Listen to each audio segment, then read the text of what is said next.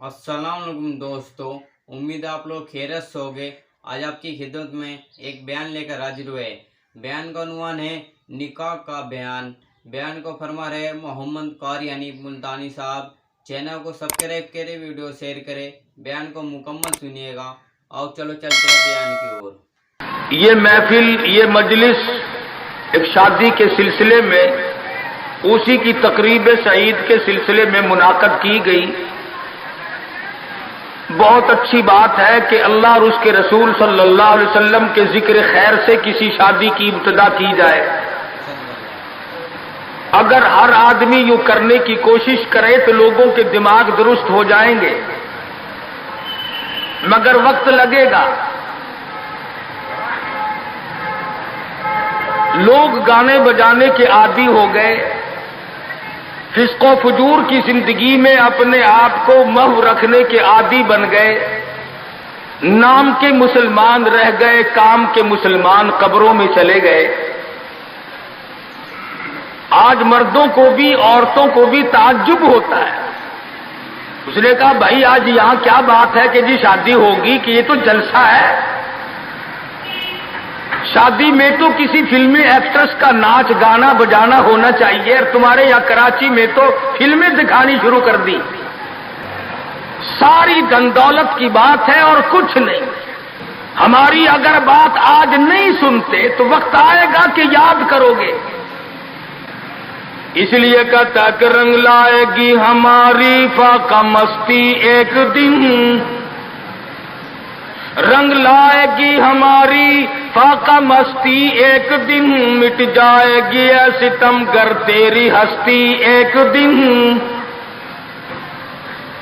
बड़ों बड़ों को हमने सीधा होते देखा। जब मुसीबत का चक्कर पड़ता है, जब परेशानियों का इज़्दिहाम आदमी के ऊपर होता है, होश नहीं आता, फिर आदमी मस्जिद का रुख करता है, लंबी लंबी दुआएं मांगता है। इसी को कुरान करीम कहता है वइज़ा अनामना लल इंसानी आरगमन आबी जानिबी। जब आराम पहुंचता है, कारोबार सही चलता है तो करवट नहीं बदलते। अल्लाह का नाम लेने की तौफीक नहीं रहती। खुदावंदे करीम को याद करने के लिए वक्त नहीं मिलता। इतना लंबा पहाड़ शादी का बना दिया, गरीब आदमी के बस की बात न रही। कुरान करीम कहता है बादशाहत मौजूद हो, दौलत मौजूद हो, सारा कारोबार सही चलता हो, वइज़ा अनामना लल इंसानी आरगमन आबी जानिबी। और जब मुसीबत आए वइज़ा मस्सहु शर्रु फज़ू दुआइन अरीज़, बड़ी लंबी लंबी दुआएं मांगता है, सजदे में पढ़ के रोता है, ऐ परवरदिगार, ओ मेरे रब, मेरे हाल पे करम फरमा। जब मुसीबत टल जाती है फिर खरमस्ती करता है। इमामुल अंबिया महबूबे किबरिया हजरत मोहम्मद मुस्तफा सल्लल्लाहु ताला अलैहि वसल्लम की शादी का वक्त आया। आप बिल्कुल नादार है, मुफलिस है, गरीब है। एक औरत ने आकर आपसे बात की कि आपकी शादी कर दी जाए। कुर्बान जाऊं, इरशाद फरमाया मेरी शादी होगी कैसे? घर नहीं, दर नहीं, जर नहीं, पर नहीं, मेरे पास तो सादो सामान नहीं। वो कहने लगी ऐसी औरत से अगर निकाह हो जाए जिसके पास दौलत भी हो, सब कुछ मौजूद हो। इरशाद फरमाया मैं किस तरह से करूं, वो मुझसे भी तो मुतालबा करेगी।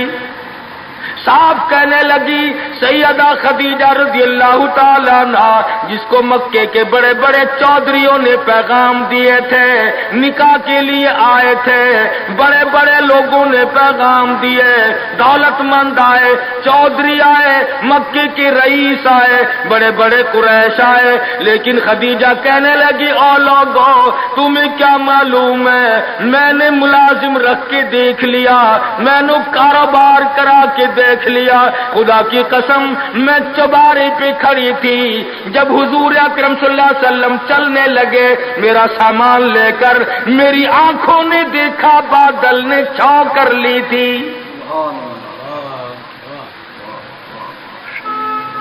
بادلوں نے چھاؤں کی، میری آنکھوں کے سامنے سورج کی تپش زیادہ تھی، حضور کے سر پہ آ کر بادلوں نے چھاؤں کی۔ او لوگوں میں تو ان کے بادلوں کے چھاؤں میں آنا چاہتی ہوں، میں غریب بے شک ہے، وہ یتیم ہیں، لاوارث ہیں، ان کا کوئی نہیں، میں اپنے آپ کو ان کے قدموں پہ نثار کرنا چاہتی ہوں۔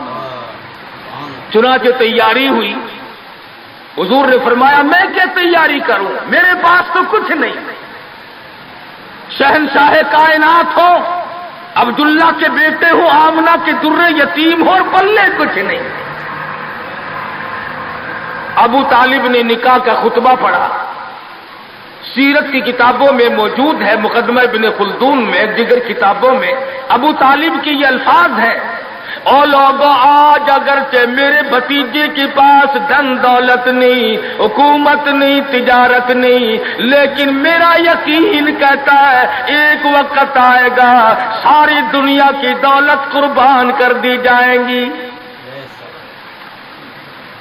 حضور اکرم صلی اللہ تعالی علیہ وسلم کا سب سے پہلا نکاح سیدہ خدیجہ رضی اللہ تعالی عنہا کے ساتھ ہوا، اور حضور نے یہ ثابت کر دیا آقا دو عالم صلی اللہ علیہ وسلم کی عمر مبارک 25 سال ہے اور سیدہ خدیجہ کی عمر 45 سال ہے۔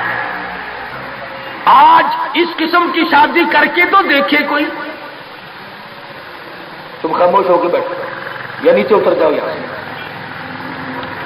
تو عرض کر رہا تھا عمر کا تناسب نہیں، نبی نے ہر اس رسم کو توڑا، ہر اس ذوم باطل کی تردید کر دی عملی طور پر، جس کو دنیا کے لوگ چلا کرتے تھے اور بازاروں میں تنتنایا کرتے تھے۔ یہ کوئی مناسبت ہے کہ حضور کی عمر شریف 25 برس ہے اور خدیجہ کی عمر 45 برس ہے؟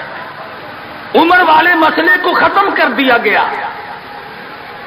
حضرت خدیجہ اور پھر کمال یہ کہ اللہ پاک نے اس ہی مائی کے پیٹ سے اولاد دی جس کی عمر حضور سے دگنی تھی۔ آج تو اگر تھوڑی سی عمر زیادہ ہو جائے لڑکی کی، پھر تو لوگ فتا لے کر کے آتے ہیں کہ میاں ناپ کے دیکھو پہلے کتنی بڑی ہے۔ کون زوم کرتا ہے، کون گمان کرتا ہے؟ پچھلے سال میرے پاس ایک آدمی آیا اور کہنے لگا قاری صاحب ایک دعا کر دے۔ میں نے کہا کی کہ پہلے تو لڑکی کا رشتہ مانگنے کے لیے کافی لوگ آتے تھے، ہمیں ہوش نہ آیا، اب عمر کچھ زیادہ ہو گئی، اب کوئی مانگتا ہی نہیں۔ میں نے کہا دریا چناب میں دھکا دے دو، اب لے گا کوئی نہیں۔ پتہ چلا شرافت بڑی چیز ہے، طہارت بڑی چیز ہے، یہ عمر کا بھی مسئلہ جو ہے یہ دیکھنے آج کل اگرچہ دیکھنا پڑتا ہے لیکن اس کی مناسبت کوئی نہیں۔ اگر لڑکی کی عمر زیادہ ہو تو حضور کے عمل نے پہلے یوں تردید کر دی، اور پھر ایسا وقت بھی آیا کہ حضور اکرم صلی اللہ علیہ وسلم کی عمر مبارک تقریباً 42 برس ہے اور سیدہ عائشہ صدیقہ رضی اللہ تعالی عنہا کی عمر 6 برس ہے۔ حضور کے عمل نے اس بات کو بھی توڑ دیا کہ اگر لڑکے کی زیادہ عمر ہو جائے تو کوئی بات نہیں، سنت کے خلاف نہیں ہے، شریعت کے خلاف نہیں ہے۔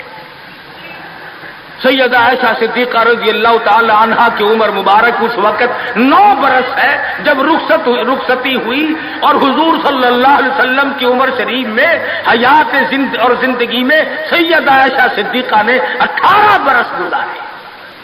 تو میں عرض کر رہا تھا سیدہ خدیجہ رضی اللہ تعالی عنہا کا جب انتقال ہو گیا تو بچیوں کا تمام دیکھ بھال، نگرانی اور سارا اہتمام حضور کے گلے میں آ پڑا.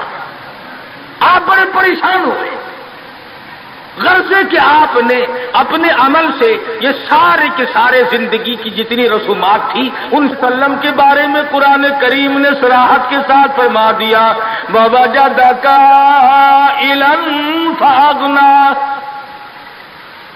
اور میرے نبی، ہم نے خدیجہ کے مال کے ساتھ آپ کو بے نیاز اور مستغنی بنایا. خدیجہ رضی اللہ تعالیٰ عنہ مکے کی تاجرہ تھی، مکے کی رئیسہ تھی، مکے کی بہت بڑی دولت مند تھی، لیکن گھر میں حضور کے آ کر پھر یہ ہاتھ نہیں رکھا یہ دولت میری ہے، یہ مال میرا ہے، حضور کے سپرد کر دیا. اور میرے آقا میری جان بھی، میرا دل بھی، میرا ایمان بھی، میرا مال بھی، سارے کا سارا آپ کے حوالے. سیرت کی کتابوں میں موجود ہے، حضور نے فرمایا خدیجہ عورت ذات ہے، میرے حوالے مال کرے گی، کل کو ختم ہو جائے گا، پچھتائے گی. عرض کرنے لگی میرے آقا آپ چاہے ایک دن میں ختم کر دیں میں اوف نہ کروں گی. چنانچہ دوسرے ہی دن حضور اکرم صلی اللہ علیہ وسلم نے محض چند دنوں میں جتنی خدیجہ کی دولت تھی ساری مکے کے غریبوں میں تقسیم فرما دی. آج کل تو لڑکی جو کپڑا جو جہیز لے کر آئے، ایک ایک چیز پہ اصل تو گھر والے انشاءاللہ نام لکھ کر بھیجتے ہیں، پہلے سے ہی ہر چیز پہ نام لکھا ہوا ہوتا ہے، اور نام نہ بھی لکھا ہو اس کی نظروں میں ہے. مجال ہے کوئی اگلے گھر کا آدمی اس کی لائی ہوئی چیز کو ہاتھ تو لگا کے دیکھے، میاں تم کون ہوتے ہو، میں لائی ہوں. سیدہ خدیجہ کے عمل نے اس بات کی بھی تردید کر دی کہ جب تم شادی ہو کر کے آ گئی ہو تو تم بھی اور تمہارا مال بھی سب اس کے سپرد ہے. حضور صلی اللہ علیہ وسلم نے اپنی 11 شادیاں فرمائی اور 4 بیٹیوں کی شادیاں فرمائی.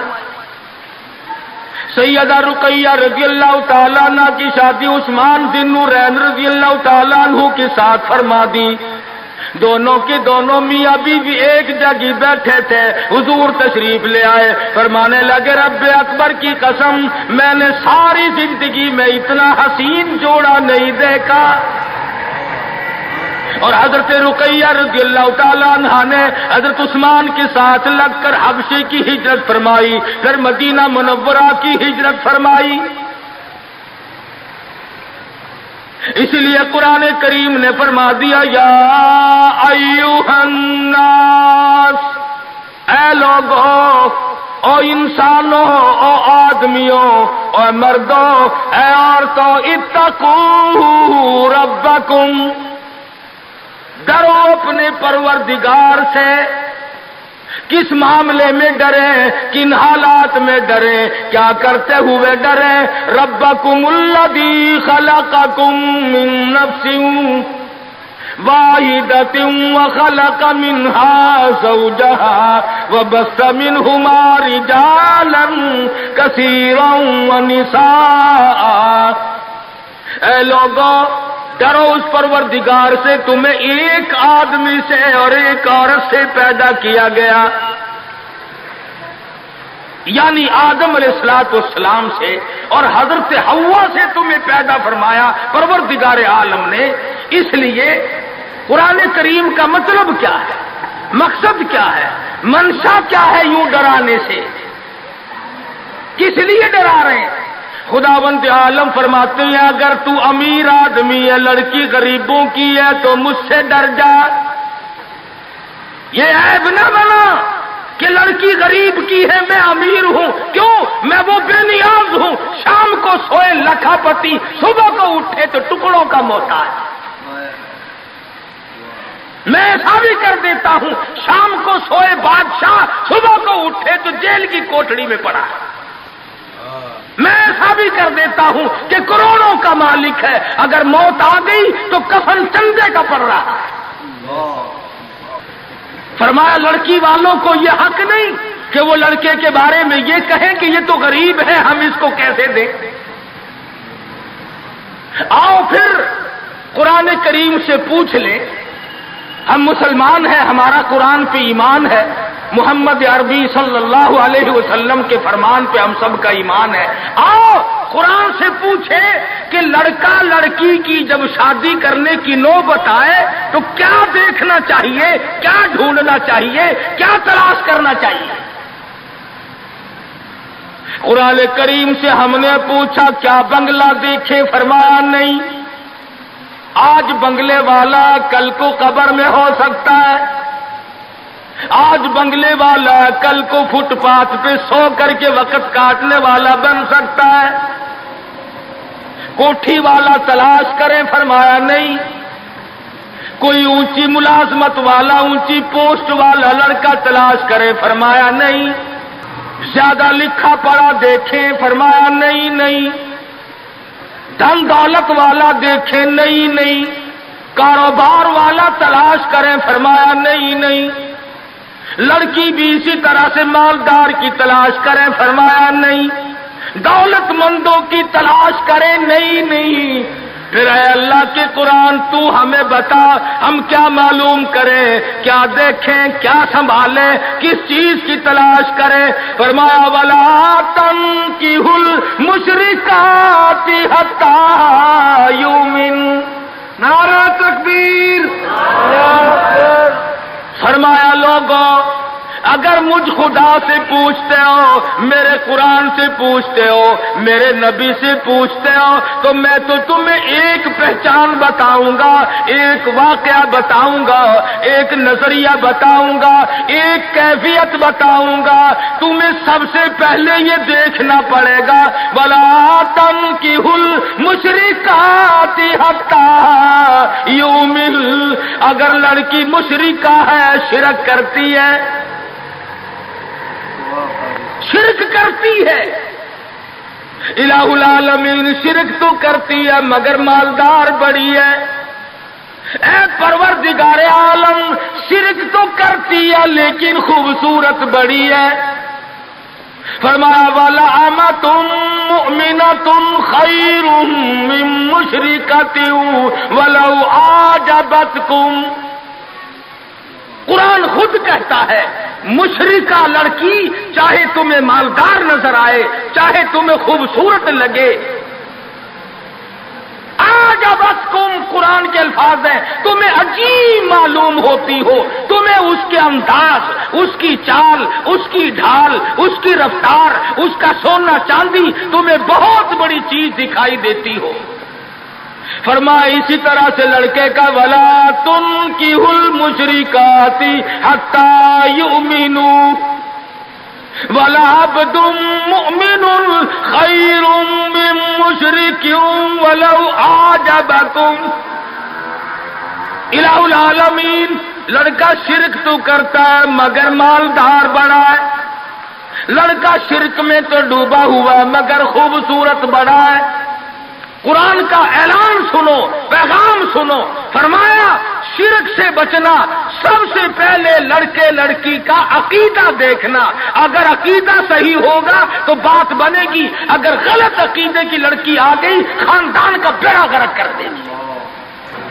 حافظ جمال صاحب بولی شاہ قلندر رحمت اللہ علیہ پانی پت میں مزار ہے، میں اب ہندوستان گیا تھا تو اب بھی حاضری دینے گیا تھا۔ ہم اولیاء کرام کو بڑا مانتے ہیں، میں بولی شاہ قلندر رحمت اللہ علیہ کے مزار پہ گیا اور رات وہیں ٹھہرا۔ مولانا حالی پانی پتی کی قبر بھی وہیں اور بولی شاہ قلندر کا مزار بھی وہیں۔ تو لکھا ہے کہ جس وقت بولی شاہ قلندر رحمت اللہ علیہ پیدا ہوئے تو بڑے روئے، بہت روتے تھے۔ تو ایک بزرگ آئے جنہوں نے ان کے والد کو مبارکباد دی کہ بچے کی مبارک ہو۔ انہوں نے کہا حضرت مبارک تو آپ دے رہے ہیں مگر بچہ جس دن سے پیدا ہوا اتنا رو رہا ہے کہ ناک میں دم کر دیا۔ فرمایا میرے پاس تو لاؤ ذرا، لے آئے۔ اللہ والے نے ذرا سا اس کان کو منہ لگایا اور ذرا سا اس کان کو منہ لگایا، بچہ خاموش ہو گیا۔ واپس جانے لگے۔ شاہ فخر الدین رحمہ اللہ اولیاء کرام میں سے ہیں، بزرگان دین میں سے ہیں، शाह बहाउल हक ज़करिया मुल्तानी रहमतुल्लाह अलैह के दामाद हैं, जो लड़की यहाँ रहते रहते फौत हो गई थी। तो शाह फखरुद्दीन ने कहा, हजरत बताओ। फरमाया, तुम्हें मालूम नहीं, गोली शाह कलंदर की वालदा अम्मा कुरान करीम की हाफिज है, और कुरान से इतना इश्क है, इतना लगाव है, इतना सोजो गुदाज है, इतनी मोहब्बत है कि एक खत्म कुरान का रोजाना पढ़ती थी। बच्चे को पेट में लेकर एक खत्म कुरान रोजाना का पढ़ती थी। तो बच्चे की रूह का और कुरान मजीद का इतना गहरा ताल्लुक हो गया। अब चूंकि अम्मा जचगी में आ गई, छिल्ले में पड़ गई, इसलिए कुरान नहीं पढ़ती। अरे आदि की आदत टूटी, नाशी का नशा टूटा, रोए ना तो क्या करे। मैंने इस बच्चे के कान में एक आयत इसमें पढ़ी, एक आयत उस तरफ पढ़ी, बच्चे की रूह की ग़िज़ा मिल गई, खामोश हो गया। बात ये कर रहा था कि ये सारे के सारे मामलात कुरान करीम का ऐलान है। अकीदा देखो, नजरियात मालूम करो। अगर गलत अकीदा घर में आ गया तो बात बिगड़ेगी, वो अपने साथ साथ औरों को भी ले बैठेगी। और उलमाए किराम ने लिखा, तजर्बे से भी ये साबित हुआ कि औरत की जो गोद है, औरत की जो गोद है, ये प्राइमरी स्कूल भी है, ये मिडिल स्कूल भी है, ये मैट्रिक स्कूल भी है, ये कॉलेज भी है, ये वो यूनिवर्सिटी है जिससे नबी बेनियाज नहीं, वली बेनियाज नहीं, कुतुब और अबदाल बेनियाज नहीं। इस कॉलेज में हर बच्चा पढ़ता है, मां की गोद में लाजमी पलता है। और लोगों, इस कॉलेज को संभालो, इस प्राइमरी स्कूल के उस्ताद को संभालो, इस कॉलेज के प्रोफेसर को संभालो, और वो है बच्चे की अम्मा। हमारे यहां बिलखुसूस औरतों की तालीम का, दीनी तालीम का कोई इंतजाम नहीं करते। बचपन में छोटी छोटी बच्चियां मस्जिद में वक़्त बेवक़्त गईं और कुरान करीम पे उंगली फेर ली, मिठाई तकसीम हो गई कि आज परवीन का कुरान खत्म हो गया। न उसे अकीदे का पता, न उसे नजरिए का पता, न उसे ये मालूम कि मैं मुसलमान हूं और मुझ पे किन चीजों का फर्ज मनसबी जो है वो लागू होता है। लअल्लहुम यतज़क्करून, मेरा काम है तुम्हें कुरान की आयतें खोल खोल के समझा देना। अब अकल पकड़ो या मत मार लो, वो तुम्हारी मर्जी। तो फरमाया, इत्तकू रब्बकुमुल्लज़ी खलक़कुम मिन नफ्सिन वाहिदा। ओ लोगों, गुरूर न करो, तकब्बुर न करो, यूं न कहो मेरा लड़का खूबसूरत नहीं, हमारी लड़की बड़ी खूबसूरत है। बहुत मुमकिन है शाम को सोए हुस्न वाली, सुबह को उठे तो आंखों से जवाब मिल जाए। इसलिए काले गोरे की बात को लाना यह भी खुदा की खुद पे एतराज है, और मालदार गैर मालदार की बात करना यह भी खुदावंद आलम के एतराज पे, जात पे एतराज होगा। फरमाया, अल्लज़ी खलक़कुम मिन नफ्सिन वाहिदतिन व खलक़ मिनहा ज़ौजहा व बस्ता मिनहुमा रिजालन कसीरन व निसाआ। एक आदम की औलाद, एक हव्वा की औलाद, किसी को किसी तरह का फख्र करने की इजाजत नहीं, किसी को किसी तरह का गुरूर करने की इजाजत नहीं, किसी को किसी पर फौकियत जताने की इजाजत नहीं। हाँ, फरमाया, इन्ना अक्रमकुम इंदल्लाहि अत्क़ाकुम इन्नल्लाहा अलीमुन खबीर। तकवा, परहेजगारी, इंदल्लाहि अत्क़ाकुम इन्नल्लाहा अलीमुन खबीर। तकवा, परहेजगारी, अल्लाह अल्लाह करना, अल्लाह की हुजूर में ज्यादा सजदे करना, ये एक रहमत ऐसी है जो आदमी को ऊंचा कर देती है। उलमाए इस्लाम ने लिखा है, मक्का मुअज़्ज़मा में अल्लाह पाक मुसलमान को ज़ियारत नसीब फरमाए बैतुल्लाह शरीफ की। आमीन भी ना कही हो, अकीद में आमीन भी महंगी हो गई माशाअल्लाह, और सारी चीजें तो महंगी थी, कराची वालों तुम्हारे यहाँ आमीन भी महंगी हो गई। क्या कहने तुम्हारी सब नियतों के। مکہ مکرمہ میں ایک شخص ایک باندی کا ہاتھ پکڑے ہوئے ہے اور وہ کہنے لگا میں اس کو 20 اشرفیوں میں بیچتا ہوں. ایک بزرگ تھے بغداد کے رہنے والے، انہوں نے آپ کی اتنی کم قیمت کیوں بتا رہا ہے؟ وہ کہنے لگا اس میں عیب ہے. کیا عیب ہے؟ اس نے کہا عیب یہ ہے کہ ساری رات نماز پڑھتی ہے اور سارا دن روزہ رکھتی ہے، اس میں یہ نقص ہے. اللہ والے نے خرید لی. اس نے کہا چلو میری ساتھ نماز پڑھ کے دیں گے، ایک کے بجائے 2 اللہ اللہ کیا کریں گے. چنانچہ عشاء کی نماز کے بعد اس باندی نے پوچھا کہ اے میرے مالک کوئی کام ہے میرے متعلق؟ کہا کوئی نہیں. لکھ ہے کہ عشاء کی نماز کے بعد مصلی پہ کھڑی ہوئی تھی، صبح کی اذان ہو گئی، قرآن پڑھتی رہی ساری عمر، اور جب دن آیا تو کہنے لگی اللہ والے تم بغداد میں رہتے ہو، کوئی قرآن سنو. انہوں نے 2 آیتیں پڑھی، ہوش ہو گئی، منہ پہ پانی کے چھینٹے پڑے، پھر ہوش آیا، پھر قرآن کی 2 آیتیں پڑھی. سورت حدیث پوری نہ پڑھ سکے تھے، ایک ہماری اور جان دے.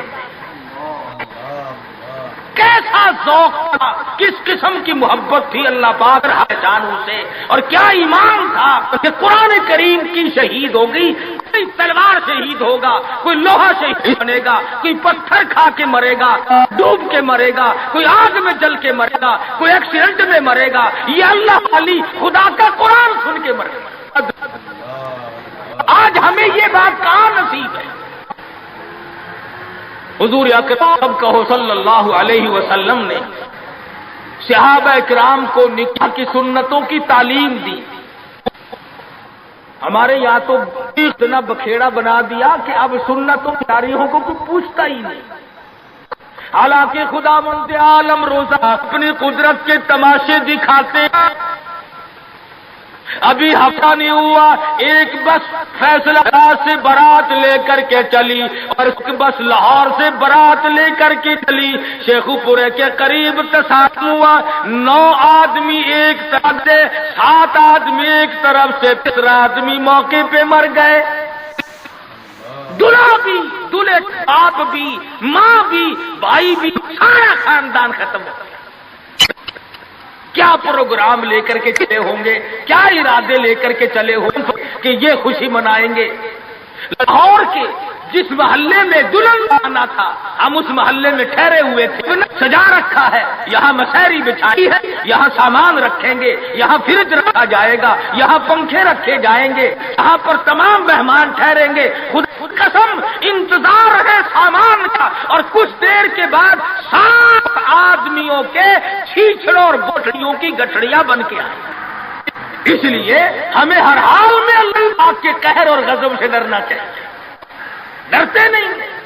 ہمارے ملتان میں ایک بہت بڑے ٹرانسپورٹ نے اپنی بچی کی شادی کا پروگرام بنایا تو برات بھی بہت بڑی آنی تھی، بڑے گاجے ہو رہے تھے اور بڑا ٹھیٹر تماشا کھانا پکانا. اچانک ٹیلی فون کہ شور کوٹ کے پاس ٹکر ہو گئی، ساری کار ختم ہو گئی، جس میں لڑکا تھا وہ بھی ختم ہو گیا. تو کسے معلوم صبح کیا ہو جائے گا اور شام کو کیا ہو جائے گا، کل کیا ہو جائے گا، کون جانتا ہے. یہ تو آج ہم بدنصیب لوگ ہیں، اللہ کی ذات پر ہمارا یقین نہیں، اور فال کھولنے والوں کو یقین کر لیتی ہیں، عورتیں بھی اور مرد بھی. ہاتھوں کی لکیر دیکھ کر لوگ تقدیر بتاتے ہیں. ساری عمر قرآن پڑھنے کے بعد اپنی تقدیر کا پتہ نہیں. میں کہتا ہوں کہ نبی کو اپنی تقدیر کا علم نہیں کہ صبح کیا ہوگا، رسول کو علم نہیں، وقت کو علم نہیں. اور یہ فٹ پاتھ پہ بیٹھ کر لوگوں کے ہاتھوں کی لکیر دیکھ کر تقدیر بتاتے ہیں، جس پر یقین کیا جاتا ہے. ہم ہیں مسلمان. ایک مرتبہ لاہور میں فٹ پاتھ پہ بیٹھا ہوا آدمی لوگوں کے ہاتھوں کی لکیر دیکھ رہا تھا اور تقدیر بتلا رہا تھا. بڑے لوگ کھڑے تھے، اچھے خاصے اتنے بڑے لوگ. کسی کو کہتا تھا تجھے بڑی اونچی ملازمت ملے، بہت اونچی پوسٹ پہ تو جائے گا. بس بابو جی اکڑ جاتے تھے، کیا کرنا، بس کیوں جی گورنر سے کم تو نہیں ہوں گا نا. اور ایک کو وہ لکیریں دیکھ کے کہنے لگا کہ تمہاری بہت فرسٹ لیڈی کے ساتھ شادی ہوگی. وہ تو بہت ہی چوڑا ہو گیا. اس نے کہا کیا بات ہے. لوگ پیسے بھی دے رہے تھے اور تقدیر لکھ رہے تھے. ہم مجمع میں کھڑے تھے. میں نے اپنے دوستوں سے کہا کہ یار آؤ ذرا ہم بھی دیکھیں تقدیر بتانے والا ایسا ہے یہ. وہ مجمع میں سے آگے کو نکل کر میں نے بھی آگے ہاتھ کر دیا. میں نے کہا سائی جی ذرا دیکھو میری تقدیر شادی ہے کہ نہیں. وہ بدبخت اچھی طرح دیکھی بھی نہیں. میرا ہاتھ جھٹک کر کے کہنے لگا نہیں تیری شادی نہیں ہوتی. میں کہا کھوتے تیرے باپ کے 8 بچے کھیل رہے ہیں. تجھے کیسے معلوم ہو گیا کہ شادی نہیں ہونی؟ البتہ اگر تو دوسری شادی کے بارے میں کہتا ہے تو بات اور ہے. وہ سارا اس کا کھیل ختم ہو گیا. غلط چیز غلط عقیدے کی طرف بہت جلدی لوگ بھاگ جاتے ہیں. صحیح بات کی طرف محمد عربی صلی اللہ علیہ وسلم نے لوگوں 23 برس قرآن سنایا، فرمان بتایا، صحابہ کرام کا لشکر تیار کیا، ان کی زندگیوں میں انقلاب برپا کر دیا. ارے ڈوب کے جو مسلمان کہلاتے ہوئے آج نہ نبی کی صورت ہے، نہ نبی کی سیرت ہے، نہ نبی کی سنت ہے، نہ نبی کا طریقہ ہے. ارے آج تک کسی عورت نے ہم سے یہ نہیں پوچھا کہ ہمیں فاطمۃ الزہرا کا لباس تو بتاؤ. آج تک کسی مائی نے ہم سے یہ نہیں پوچھا خدیجہ کا لباس بتاؤ. کوئی ماں بہن آج تک یہ پوچھنے نہ آئی ایسا صدیقہ رضی اللہ تعالیٰ عنہ کا لباس بتاؤ، ام حبیبہ کا لباس بتاؤ، ام سلمہ کا لباس بتاؤ، رقیہ ام کلثوم زینب کا لباس بتاؤ. کون پوچھے؟ کرنا ہو تو پوچھے. مدنی کریم صلی اللہ تعالی علیہ وسلم نے صحابہ کرام کی زندگی میں انقلاب برپا کر دیا. شادیاں حضور سے پوچھ کے کرتے ہیں. خدا کی قسم وہ شادیاں کتنی متبرک ہوں گی، کتنی برکت والی ہوں گی جن میں حضور نکاح پڑھانے کے لیے تشریف لاتے تھے. صحابی ہے مدنی کریم صلی اللہ علیہ وسلم کا، غریب ہے، نادار ہے، شکل کا بھی ایسا ہی ہے، چھوٹے سے قد کا صحابی ہے مگر حضور کا دیوانہ. دریائے کرم جوش میں آیا، فرمایا جلیبی تم نے شادی کی کہ نہیں؟ عرض کی یا رسول اللہ میری شادی کون کرے، غریب ہوں، نادار ہوں، مفلس ہوں. فرمایا جا فلاں صحابی کے پاس چلا جا، اس کے پاس لڑکی ہے، میری طرف سے جا کے پیغام دے دے. اس نے پیغام دیا، منظور ہو گیا، بڑا خوشی خوشی آیا، آ کے کہنے لگا کالی کملی والے صلی اللہ علیہ وسلم میرا کام بن گیا، میرا گھر بسے گا، میری چوک بسے گی، میرا گھر آباد ہوگا، مگر میرے پلے کچھ نہیں. فرمایا جا عثمان غنی سے 300 درہم قرض لے لے، تیرا قرض میں محمد الرسول اللہ ادا کروں گا. وہ کتنے خوش نصیب ہوں گے لوگ جن کی امداد شادی میں حضور فرمائے اور ضامن بن رہے. عثمان غنی کی خدمت میں گئے رضی اللہ تعالی عنہ کہ مجھے حضور نے بھیجا ہے 300 درہم قرض دے دے. حضور نے مانگا ہے، حضور ضامن ہے صلی اللہ علیہ وسلم. 300 لے کر کے بازار گیا، کچھ کپڑا خریدا، کچھ برتن لیے، کچھ ساز و سامان بنایا، جھوپڑی کی تیاری کی. اتنی دیر میں مدینے میں اعلان ہو گیا انفروا فی سبیل اللہ،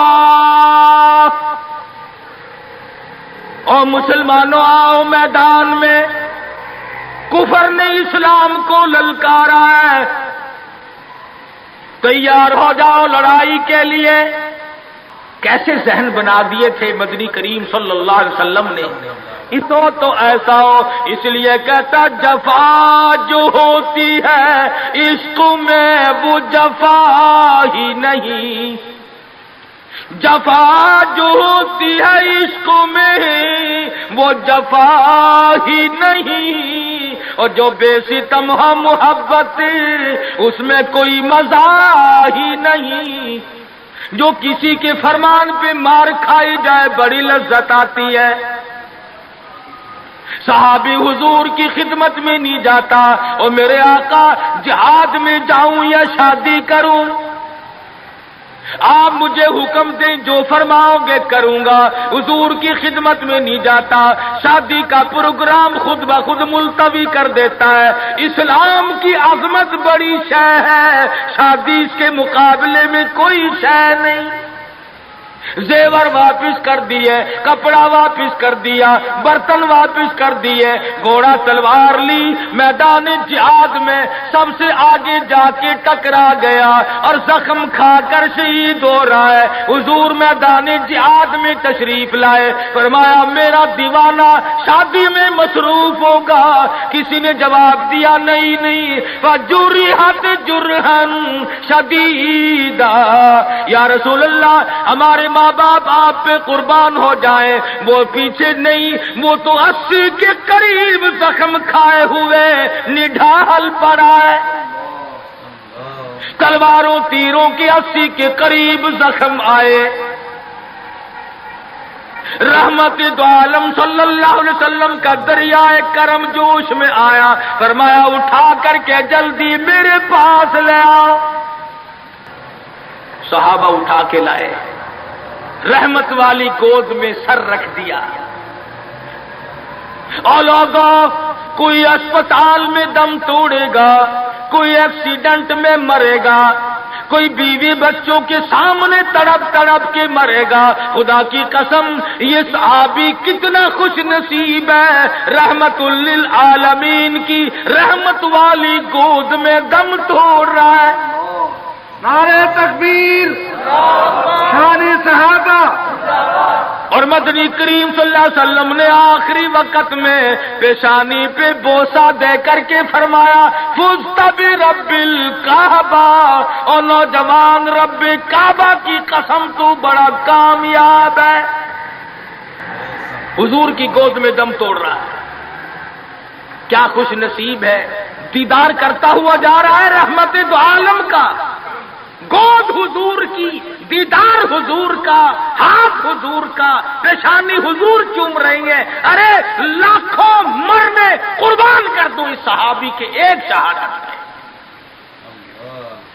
اور پھر توجہ کرنا، ایک بات بتاؤں، بخاری شریف کی روایت میں ہے کہ صحابی کا جب دم ٹوٹنے لگا، جب آخری وقت آیا، حضور کی گود میں سے اچھل کر تڑپ کر اپنا رخسار حضور کے قدموں پہ رکھ دیا، حضور کے قدموں میں دم دے دیا۔ مدینہ منورہ میں اعلان کر دیا گیا شہید ہو گیا صحابی، آؤ نماز جنازہ تیار ہے۔ چاروں طرف سے لوگ آئے، سارا مدینہ ٹوٹ کے آیا۔ جب جنازہ لے کے چلنے لگے، ابو ہریرہ نے دیکھا کہ مدنی کریم صلی اللہ علیہ وسلم اپنے قدم مبارک بچا بچا کر کے رکھ رہے ہیں، جیسا کہ کانٹوں سے بچایا جاتا ہو، روڑوں سے بچایا جاتا ہو۔ ابو ہریرہ نے پوچھا میرے آقا اینٹ نہیں، روڑا نہیں، پتھر نہیں، آپ کس چیز سے قدم مبارک بچا رہے ہیں؟ فرمایا اس صحابی نے شادی والی عمر بھر کی تمنا، عمر بھر کی حسرت کو، عمر بھر کے ارمان کو، عمر بھر کی آرزوؤں کو حضور کے لائے ہوئے اسلام کی عظمت پہ قربان کر دیا۔ حضور فرماتے ہیں انی ارا ما لا ترا، میں تمہیں کیا بتاؤں، اس کا جنازہ پڑھنے کے لیے آسمان سے 4000 فرشتہ آیا ہوا ہے۔ سنت کی اتباع بہت بڑی چیز ہے۔ مدنی کریم صلی اللہ علیہ وسلم نے اپنی بیٹیوں کی شادیاں کر کے صاف صاف بتا دیا کہ یہ طریقہ کار ہے، اس سے زیادہ اور کوئی حقیقت نہیں۔ سیدہ فاطمہ الزہرا رضی اللہ تعالی عنہا کی شادی کا وقت آیا، یہی رجب کا مہینہ ہے۔ ابو بکر صدیق رضی اللہ تعالی عنہ اور فاروق اعظم کو بلایا، فرمایا تمہیں پتا ہونا چاہیے فاطمہ الزہرا سیانی ہو گئی ہے، میں نے نکاح کرنا ہے، مشورہ دو کس سے کروں؟ سبحان اللہ، نبی کے وہ مشیر بھی کتنے خوش نصیب ہیں کہ حضور اپنی بیٹی کے بارے میں بھی صدیق اور فاروق سے صلاح فرما رہے ہیں، مشورہ لے رہے ہیں۔ دونوں کے دونوں نے صاف فرمایا کہ علی سے بہتر کوئی نہیں۔ اندازہ لگاؤ وہ آپس میں اتنی محبت رکھتے تھے کہ ایک دوسرے کی شادی کے بارے میں حضور کو مشورہ دے رہے ہیں۔ فرمایا بہت اچھا، علی مرتضیٰ کو بلاؤ۔ بلا کے فرمایا کہ یہ میرا بھی ارادہ ہو گیا، اور ان دونوں حضرات نے مشورہ دیا کہ خاتون جنت کا نکاح تیری ساتھ کیا جائے، کچھ ہے پلے حق مہر دینے کے لیے؟ کہا یا رسول اللہ میں تو سپاہی آدمی ہوں، میرے پلے کیا ہے؟ یہ تلوار ہے اور یہ میری زرہ ہے جسے پہن کر میں جنگ کرتا ہوں، اور میرے پلے دم دولت کچھ نہیں۔ تو فرمایا کہ یہ زرہ جو ہے اسی کو بیچ کر پیسے بنا لا۔ حضرت علی اٹھے، بیچنے کے لیے بازار جا رہے ہیں، راستے میں عثمان غنی ملے۔ فرمایا علی کہاں چلے؟ کہا میری یہاں شادی ہے، نکاح ہے، یہ زرہ بیچنے چلا ہوں، میں اپنی حق مہر دوں گا۔ فرمایا آجا سودا کریں گے۔ عثمان نے، علی مرتضیٰ نے سودا کیا، 400 درہم میں سودا ہو گیا۔ جب اٹھ کے چلنے لگے، حضرت عثمان نے زرہ بھی پیسے بھی حضرت علی کو واپس کر دیے اور فرمایا کہ خاتون جنت کی شادی ہو، خرچ عثمان کا ہو، میں بڑا راضی۔ حضرت عثمان غنی رضی اللہ تعالیٰ عنہ سے پیسے لے کر حضرت علی حضور کی جب خدمت میں گئے تو فرمایا زرہ بھی لے آئے، پیسے بھی لے آئے؟ کہ ہاں۔ عثمان نے سب کچھ دے دیا۔ حضور صلی اللہ علیہ وسلم کے بے ساختہ ہاتھ اٹھ گئے۔ فرمایا عثمان تجھ پر خدا رحم کرے، تو نے ساری عمر میرا ہاتھ بٹایا۔ تو حضرت عثمان غنی سے حضور بڑے راضی تھے۔ ایک چکی خریدی گئی، ایک مشکیزہ خریدا گیا، اور حضور صلی اللہ علیہ وسلم نے سادگی کے ساتھ نکاح فرمایا اور رخصت کر دیا، اور خود حضور سر پہ ہاتھ پھیر کر رخصت فرمانے کے لیے تشریف لے گئے اور برکت کی دعا کر کے واپس آ گئے۔ بتانا یہ چاہتا تھا کہ شادیوں کو لمبی چوڑے پکھنڈ اور یہ جو بنانا ہے وہ ہم نے بنائے، یہ سارے کا سارا رسموں کا کنواں ہم نے کھودا ہے۔ مہینوں پہلے انتظامات، مہینے پہلے بعد کو انتظامات، پھر لینا دینا۔ آج کل ویسے بھی چیزیں نہیں ملتی، مار سر میں درد ہو جاتا ہے کہ چینی کیسے پیدا کرے، گھی کیسے پیدا کرے، کہاں سے لائے اور کیا کیا جائے۔ میں یہ کہتا ہوں کہ لوگوں سادگی پہ آ جاؤ، نبی کی سنت پہ آ جاؤ، نبی کی غلامی میں آ جاؤ، اللہ اور اس کے رسول کے فرمان پہ آ جاؤ، سارے مسئلے چٹکیوں میں حل ہو جائیں گے انشاءاللہ۔ کوئی تکلیف نہیں کسی کو ہوگی، بالخصوص شادی کے بارے میں۔ آج غریب آدمی سوچتا ہی رہ جاتا اور بنتا ہی کچھ نہیں۔ تو صحابہ کرام نے اپنی زندگیوں میں ایسی تبدیلی کی تھی۔ سیدنا سلمان فارسی نے حضرت طلحہ سے کہا کہ طلحہ فلاں صحابی کے پاس لڑکی ہے، میں نکاح کر لوں گا، میرا بھی گھر بس جائے گا، ذرا تو پیغام دے کے آ۔ حضرت طلحہ جب پیغام دینے گئے تو گھر والوں نے کہا کہ بھئی سلمان کو تو ہمارا پروگرام نہیں بنتا، البتہ اگر تو چاہے تو ہم ابھی نکاح کرتے۔ انہوں نے کہا چلو میرا ہی کر دو۔ وہ نکاح ہو گیا۔ 8 دن یا 15 دن یا مہینے کے بعد حضرت سلمان کی نظر پڑی۔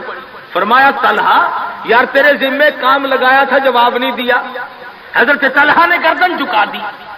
فرمایا میں شرم کے مارے تیرے پاس نہ آیا، گیا تو تیرے لیے تھا، انہوں نے میری ساتھ نکاح کر دیا، تجھ سے ملتے ہوئے شرم آئی، تیرے کام گیا تھا، میں نے اپنا کام کر لیا۔ سلمان فارسی کا عمل دیکھو، نبی کی صحبت کا اثر تو دیکھو، نبی کی نظر کرم کا جلوہ تو دیکھو۔ سلمان نہ رو پڑے، فرمایا طلحہ مجھے تجھ سے خود شرم آتی ہے، مقدر میں تو تیرے تھی، میں بیچ میں ٹانگ کیوں اڑا رہا تھا۔ آج ہمارے میاں یہ میری مانگ لے کے چلے ہو، میں دیکھ لوں گا تم کیسے بچو گے۔ روزانہ اخبارات میں قتل آتا ہے، یوں منگیتر کو بھی مار دیا اور دوسرے کو بھی مار دیا۔ اور بے ایمانوں مارنا مرانا چھوڑ دو، کیا قصہ ہے یہ؟ تو میں عرض کر رہا تھا کہ یہ ساری زندگی شادی کی ہو غمی کی ہو ہماری حضور اکرم صلی اللہ علیہ وسلم کے فرمان کے مطابق ہونی چاہیے، پھر ہماری خوشیاں بھی رہیں گی، اور جتنی سادگی برتو گے اتنا ہی اس میں فائدہ ہوگا۔ افزائش نسل کے لیے اللہ پاک نے ایک ذریعہ بنایا۔ عیسائیوں میں کچھ اور طریقہ ہے، یہودیوں میں کچھ اور طریقہ ہے، ہندوؤں میں کچھ اور طریقہ ہے، سکھوں میں کچھ اور طریقہ ہے، اور ہمیں محمد مصطفیٰ صلی اللہ علیہ وسلم نے یہ طریقہ بتلایا کہ گواہوں کی موجودگی میں قاضی نکاح پڑھانے والا ایجاب و قبول کر دے، بس نکاح تو اس کا نام۔ ہم نے مکہ معظمہ میں مدینہ منورہ میں کئی شادیاں دیکھی، نہ دیگ چڑھی نہ دیگچے چڑھے، نہ برات آئی نہ ڈھول بجا، آئے اور نکاح ہوا اور چھوارے تقسیم ہوئے اور دلہن کو بٹھا کر کے یوں ہی بھاگ گئے، بس لینا نہ دینا، نہ جہیز کی لعنت اور نہ اگلے کے ذمے کوئی چیز۔ تو قرآن کریم نے ان تمام چیزوں کی تردید کی ہے۔ ہمیں سب کو اپنی زندگیوں میں، اپنے بچوں کے اور بچیوں کے معاملات میں ان چیزوں پہ عمل کرنا چاہیے، اپنی زندگی کو سادہ بنا۔ آؤ خدا کے پیغام کو مانو، امن ہو جائے گا گھر گھر میں، قبیلے قبیلے میں، برادری برادری میں سکون آ جائے گا، چین آ جائے گی، راحت آ جائے گی۔ اس لیے کہ جب سادگی کے ساتھ کرنے کے عادی بنیں گے تو لوگوں کو تمام طرف سے ریس پڑے گی۔ اب ہمارے یہاں ملتان میں کافی لوگ شادیوں میں تقریر کرانے کا پروگرام بنانے لگ گئے، تو وہ باجے گاجے والی جو لعنت تھی اس سے چھٹکارا پا گیا۔ اور ویسے بھی مہنگا ہوگا سودا، اگر شادیوں میں رنڈیوں کو لاؤ تو وہ بھی 10-20 ہزار سے کم نہیں ہوتی، مولوی بیچارہ یوں ہی مل جاتا ہے، چلو اللہ اللہ بھی صحیح اور مفت میں کام بھی ہو گیا۔ تو کئی چیزیں ہیں، اس لیے اللہ پاک سے دعا کرو، مبارک ہو حاجی عبدالستار کو اور ان کے بھائیوں کو۔ میں اگرچہ جمعہ کبھی نہیں اپنا چھوڑا کرتا، پاکستان میں رہتے ہوئے ملتان جمعہ پڑھاتا ہوں، لوگ باغ بہت دور و دراز سے آتے ہیں، مگر حاجی صاحب نے مجھے فرمایا کہ چھوٹی ہمشیرہ کا نکاح ہے اور وہ ہے جمعے کے دن۔ اب یہ سارے شادی جمعے کے دن کرتے ہیں اور ہماری ڈیوٹی جمعے کے دن، تو میں اس بات سے شرما گیا اور جمعے کے لیے میں اسی لیے ٹھہرا ہوا تھا۔ اللہ پاک کی شادی خانہ آبادی کو باعث برکت بنائے اور تمام خاندان کے لیے رحمتوں کا ذریعہ بنائے۔ اللہ پاک عمل کی توفیق عطا فرمائے۔ وآخر دعوانا ان الحمدللہ رب العالمین۔ بسم اللہ الرحمن الرحیم۔ اللہم صلی وسلم وبارک علی سیدنا و مولانا محمد النبی الامی الہاشمی وعلی آلہ واصحابہ۔ ماشاء اللہ، سبحان اللہ۔ امید ہے آپ لوگوں کو بیان اچھا لگا ہوگا۔ السلام علیکم دوستو، ملتا ہے اگلی ویڈیو میں۔